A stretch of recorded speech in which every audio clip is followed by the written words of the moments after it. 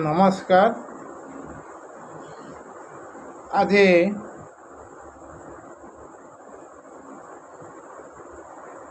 Present টেନ୍ସର ଦ୍ୱିତୀୟ subject ଯାହାକି present ଇମ୍ପରଫେକ୍ଟ ଆମେ ଆଲୋଚନା କରିବା। ଇମ୍ପରଫେକ୍ଟ ଅର୍ଥ ହେଉଛି ଅସମ୍ପୂର୍ଣ୍ଣ, ଯେଉଁଟା କାମ ଶେଷ ହୋଇନାହିଁ, କାମ ଜାରି ରହିଛି। କାମ ଜାରି ରହିଥିବା ସମୟ ହେଉଛି ଇମ୍ପରଫେକ୍ଟ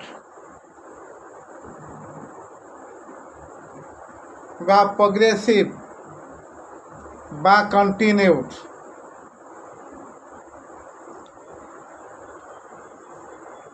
ଏ ହେଉଛି ପ୍ରେଜେଣ୍ଟ ସିମ୍ପଲର ଗୋଟେ ଶାଖା, ପ୍ରଥମ ଶାଖା, ତା ନାଁ ହେଉଛି ପ୍ରେଜେଣ୍ଟ ଇମ୍ପରଫେକ୍ଟ।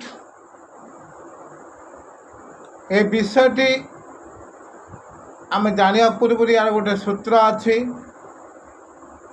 ଏ ସୂତ୍ର ପ୍ରୟୋଗ କରିବେ, ବାକ୍ୟ ଗଠନ କରିବେ। ଏ ସୂତ୍ରଟି ହେଉଛି subject plus V1 plus VING plus object.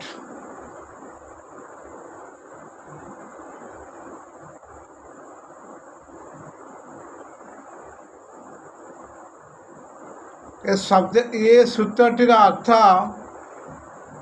ଗୋଟିଏ ସବଜେକ୍ଟ ରଖିବେ, ବି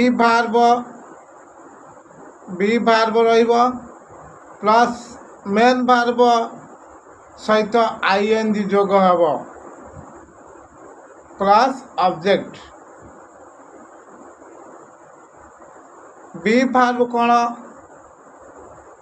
ଆପଣମାନଙ୍କୁ ତ ମୁଁ କହିନାହିଁ, ତେଣୁ ଆଗାମୀ ଅଧ୍ୟାୟରେ ହେଲ୍ପିଂ ଭାର୍ବ ପଢ଼ିଲା ବେଳେ ବି ଭାର୍ବ କ'ଣ ମୁଁ ଆଲୋଚନା କରିବି। ଖାଲି ଏତିକି ମନେ ରଖିଥାନ୍ତୁ, V1 ଅର୍ଥ am, is, are। am ଲଗେଇ ପାରିବେ, is ଲଗେଇବେ, are ଲଗେଇବେ, ପ୍ଲସ୍ ମେନ୍ ଭାର୍ବ ସହିତ ING ଯୋଗ କରିବେ।